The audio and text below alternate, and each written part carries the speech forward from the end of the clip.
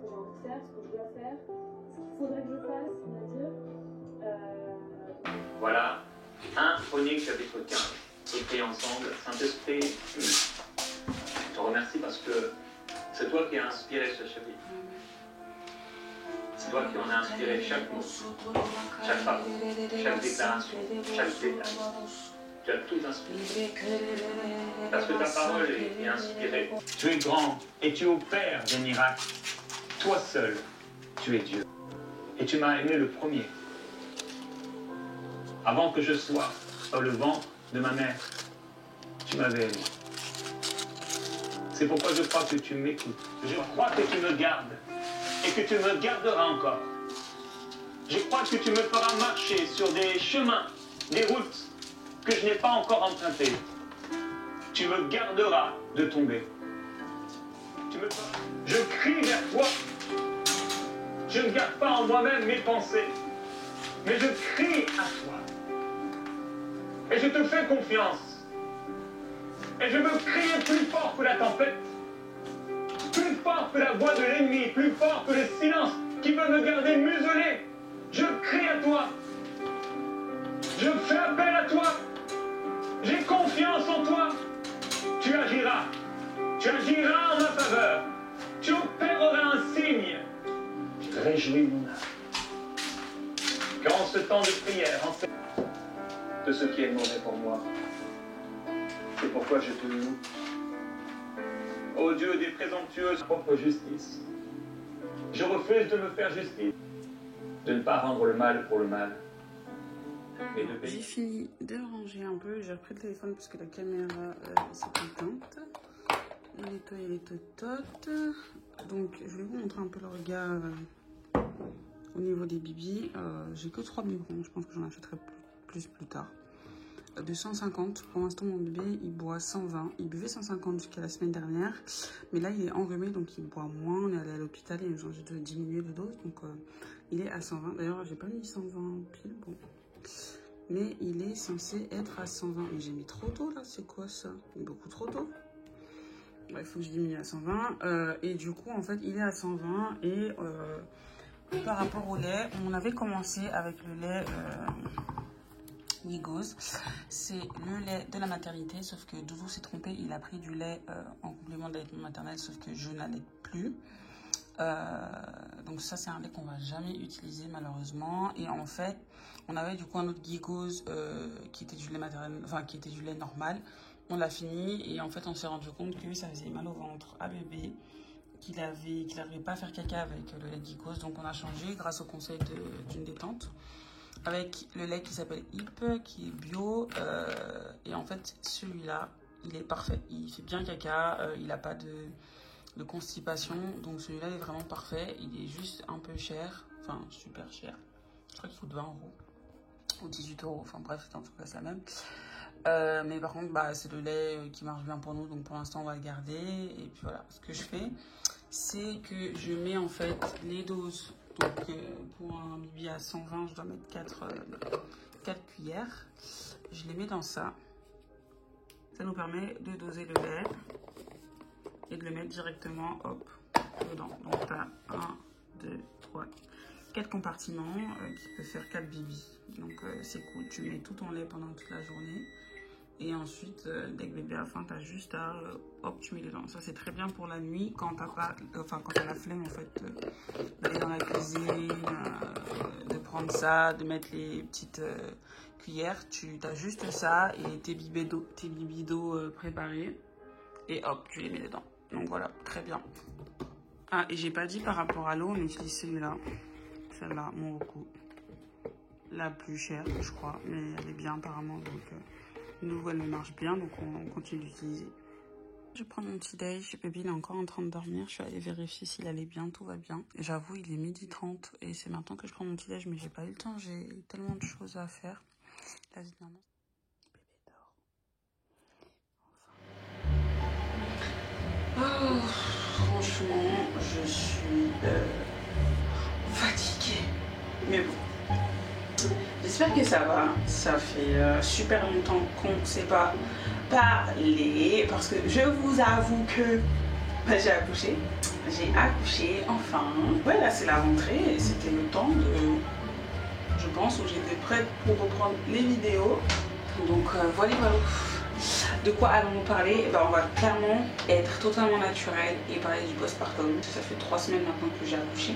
Le 4 septembre. Le 4 septembre. Et ça s'est bien passé. Enfin, je sais pas par où commencer. Ça s'est bien passé. L'accouchement s'est bien passé. La grossesse s'est bien passée. Ce qui s'est moins bien passé, c'est quelques jours après que j'ai été hospitalisée pendant 10 jours à l'hôpital. Pour des complications assez graves. Aujourd'hui ça va beaucoup mieux, mais c'est vrai que ça a plombé mon postpartum parce que moi j'avais pour projet en fait d'être à fond dans mon postpartum, d'aller en thérapie, m'occuper de bébé, enfin vraiment d'avoir un postpartum top quoi, où je me sens bien. Faut savoir que moi j'ai acheté plein de vêtements, plein de vêtements après la grossesse. Oh ouais, mon petit cœur qui pleure, allez le chercher. Wow. Mon king. Oh. Il faut savoir que j'ai acheté plein de vêtements pendant la fin de grossesse. Ça va mon cœur, qu'est-ce qu'il y a? Ça va? Il n'y a pas ton visage, la caméra comme Et j'ai acheté plein de vêtements et je m'étais dit que je vais pouvoir les mettre direct, que je vais pouvoir tout faire direct. Ça n'a pas forcément été le cas. C'est vrai que ça m'a frustrée parce que 10 jours à l'hôpital, c'est les 10 premiers jours de l'enfant quoi. Donc j'ai passé 10 jours à l'hôpital, j'ai passé 4 jours en soins intensifs. Ça a été très compliqué parce que j'ai pas vu mon bébé du coup pendant un certain temps. Après le papa l'a ramené pour que je le voie. Mais c'est vrai que c'est pas du tout le postpartum que je m'attendais. Et on est rentré du coup il y a 1 semaine et demie je crois. Et c'est vrai que en fait je m'attendais pas à ce que être maman ça voulait dire aussi que t'aies pas le temps en fait de faire tout ce que tu as envie de faire. Et surtout je pense qu'il fallait que j'ai un peu plus de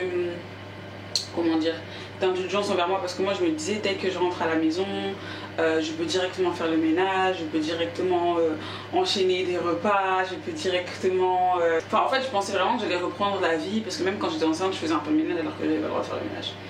Et c'est vrai que ça m'a un peu frustrée de plus pouvoir faire tout ce que je pouvais faire parce que j'étais fatiguée en fait, j'étais clairement fatiguée. Mais après je pense que c'était un mal pour un bien parce que je venais quand même de sortir de 10 jours d'hôpital. Donc j'avais pas le choix en fait de rien faire et de prendre mes médicaments. Et là en fait je suis juste motivée pour reprendre la rentrée, pour reprendre mes activités. Mais c'est vrai que c'est plus lent parce que le rythme avec un bébé c'est pas le même quoi. Et c'est totalement ok, c'est juste que j'avais pas pris conscience de ça en fait parce que pour moi dans ma tête le fait d'être mère c'était un concept. Même quand j'étais enceinte je pensais déjà être mère alors que en fait au final j'avais pas forcément les mêmes obligations pour mon bébé. Donc je vous amène avec moi dans cette semaine, je sais pas combien de jours concrètement je vais vous montrer, mais j'avais vraiment envie de vous partager ce moment de postpartum parce que voilà je pense qu'en étant une femme qui entreprend aussi, c'était important pour moi de montrer la vérité, de montrer ce qui se passe. Donc voilà. Je vais donner à manger à mon bébé et let's go.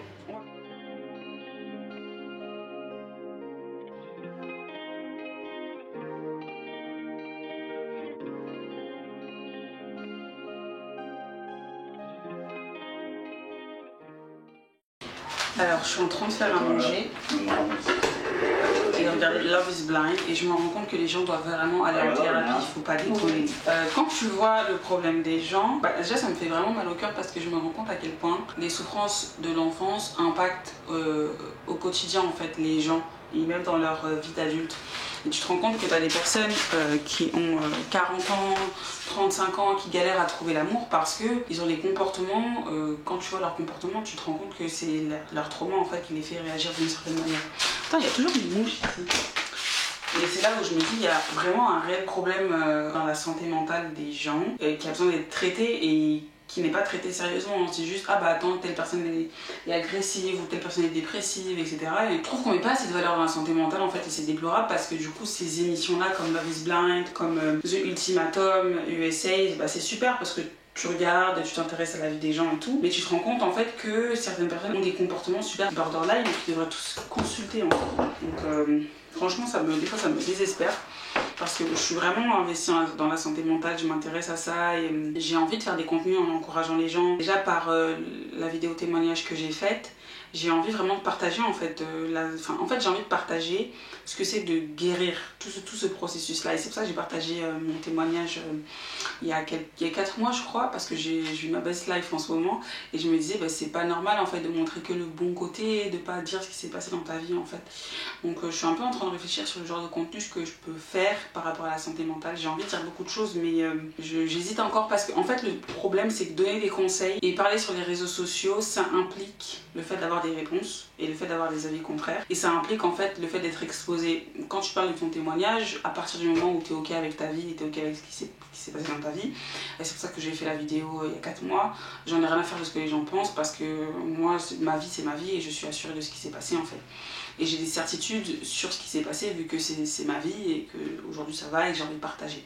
Maintenant, partager sur une idée, un concept comme la santé mentale, comme la dépression, qui sont des sujets compliqués, qui sont des sujets où il faut vraiment connaître et qui sont des sujets où les gens peuvent ne pas être d'accord. Par exemple, j'aimerais parler des trends TikTok, des trends Instagram, du soft girl area, du boss girl, enfin de toutes ces choses-là qui peuvent nous faire du mal en tant que femmes, selon moi. Ça pose en fait à avoir des réponses d'autres personnes qui peuvent ne pas être d'accord et qui peuvent mal réagir. Donc je sais pas encore. Ça demande du courage de dire ce qu'on pense. Maintenant je le ferai quand j'aurai envie. Mais c'est vrai qu'il faut qu'on en parle, je pense. Dites-moi ce que vous en pensez, vous. Si ça vaut la peine de se mettre un peu en danger et d'aider les autres ou de rien dire. Je sais pas.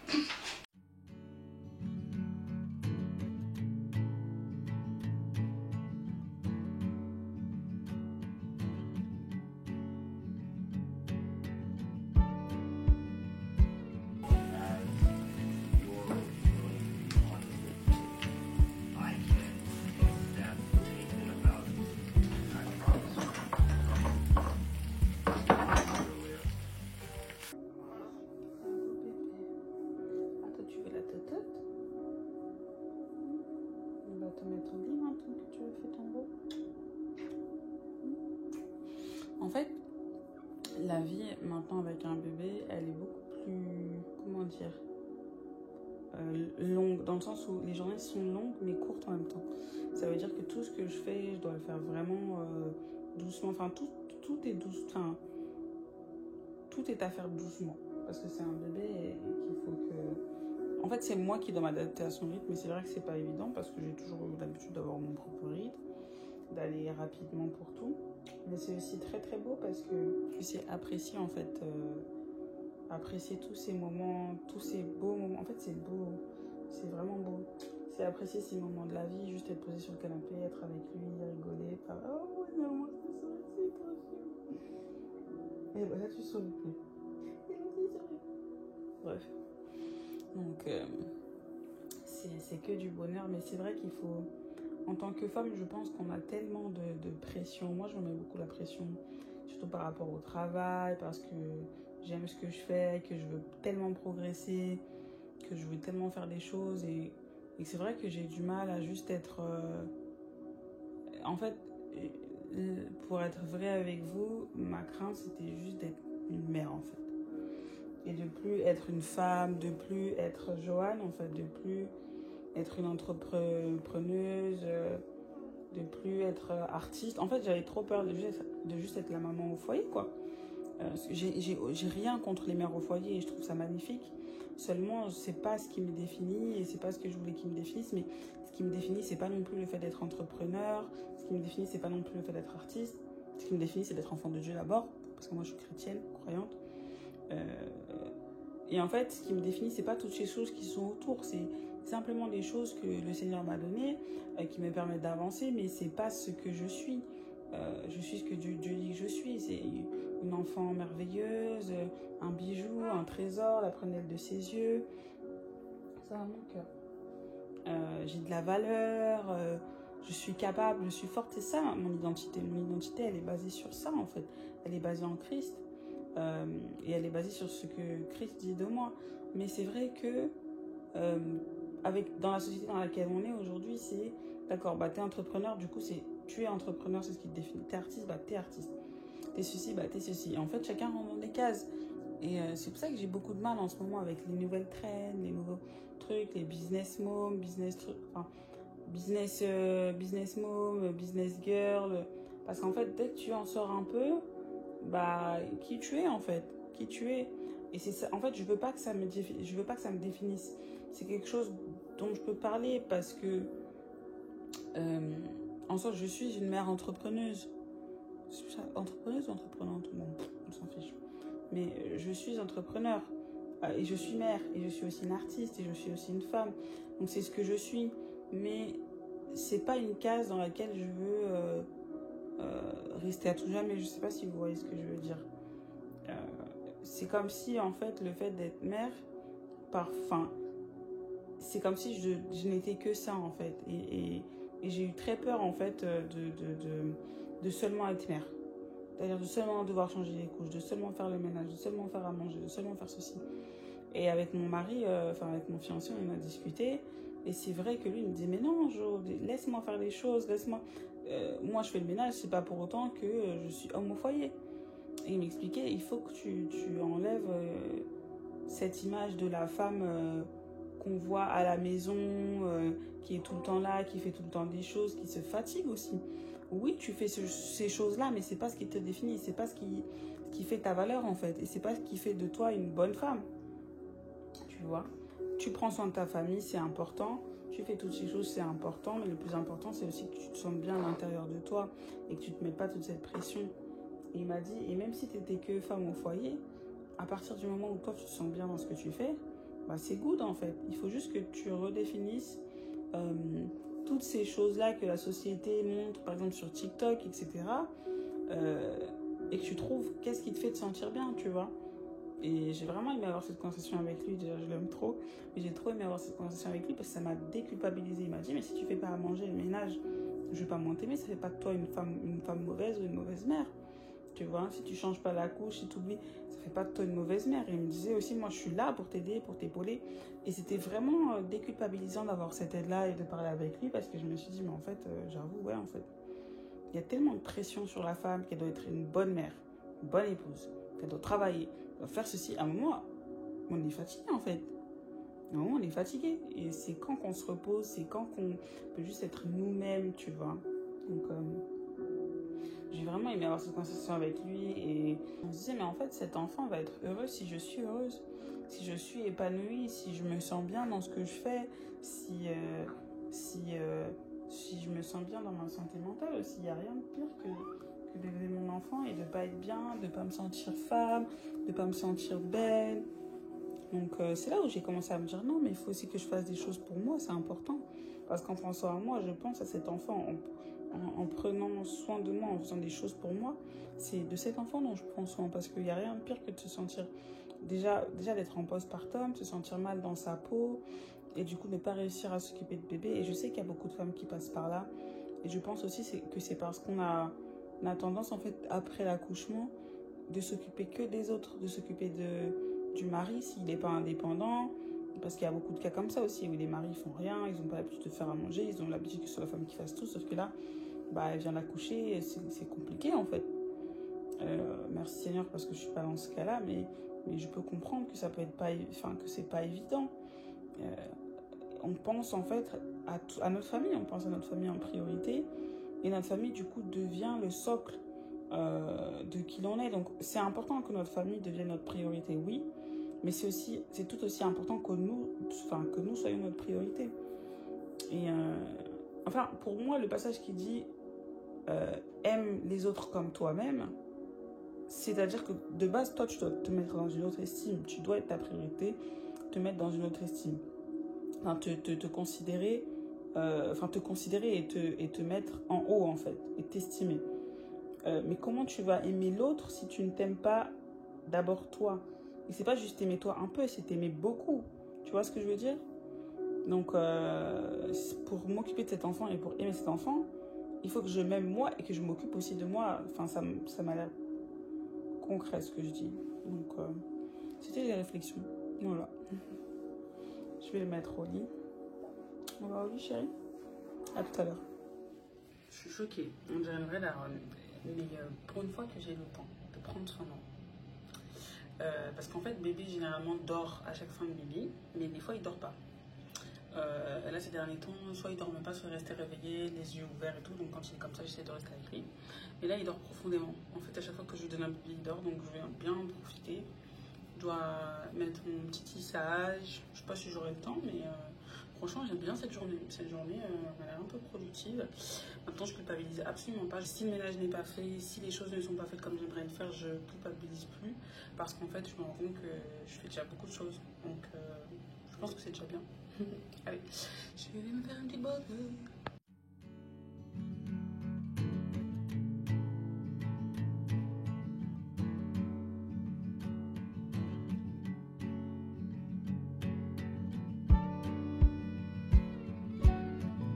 Voilà les cheveux naturels. J'ai pris du 22 pouces, un seul paquet pour que ça fasse un peu plat, naturel. Et je vais vous montrer le résultat tout à l'heure du coup.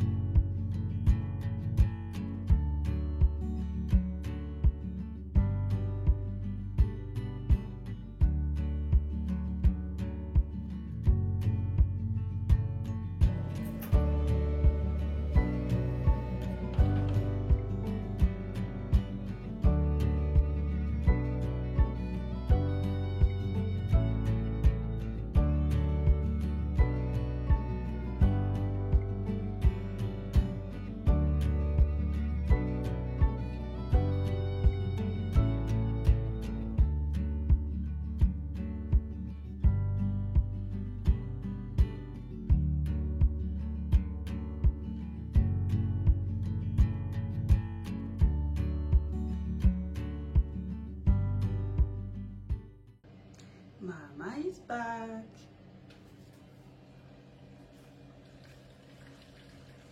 Et là, j'ai pas de make-up en plus, donc ça fait vraiment assez naturel. Tu contente?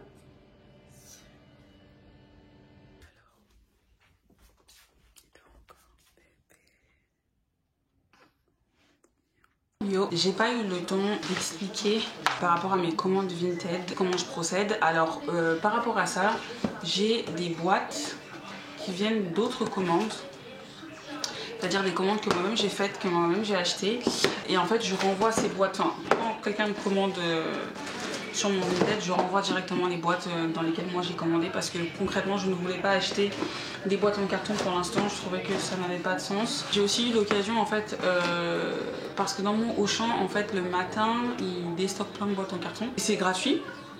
Donc le matin tu viens vers 9h ou 10h et tu trouves plein de cartons devant le Auchan que tu peux prendre, etc. Et donc c'est super intéressant. On a aussi une pharmacie dans laquelle ils laissent les cartons juste à côté du Auchan. Donc souvent c'est des petits cartons de boîtes de rangement, de produits, etc. Et donc moi je prends les cartons là-bas, donc c'est totalement gratuit et ça permet aussi de participer en fait à l'écologie, parce que concrètement acheter des boîtes en carton ça n'a pas de sens aujourd'hui, alors qu'il y a plein de personnes qui utilisent des cartons concrètement tout le temps. J'ai quelques t-shirts à mettre et une paire de chaussures. Je vais vous montrer la paire de mules. La paire de mules je l'avais mis à 20 €, elle a mis des mois et des mois, enfin des mois, non en vrai elle a mis que un mois à se vendre, ça m'a saoulé. Donc je l'ai mis à 10 €, elle est passée de 25 € à 10 € la paire de mules, parce que ça met du temps à se vendre et j'avais trop la flemme. Moi mon but sur Vinted c'est de vendre vite. Voilà les mules. Tu peux passer bébé, on te voit pas. On te voit pas chérie. Donc voici les mules que j'ai acheté sur Primark, donc je les ai mis à 10 €. Les mettre à 25 € c'était un peu trop parce que je les ai pas achetés à 25 €, mais c'est sur Vinted, personne ne sait. Donc voilà les mules. J'ai le sac, donc ça, ça c'est le sac que j'ai sous la table. Il y a plein de sacs sous la table de vêtements. Et dans ce sac là, j'ai mis tous les t-shirts. Donc ça c'est le t-shirt que j'ai vendu. Et un autre. Je vends des sacs vintage. Donc comme ceci. C'est pas du Gucci, c'est pas du Chanel, mais c'est des sacs vintage. Des sacs comme ceci, en osier, assez mignon. avec Jérôme Poirot, c'est un ancien adjoint à la coordination nationale du renseignement.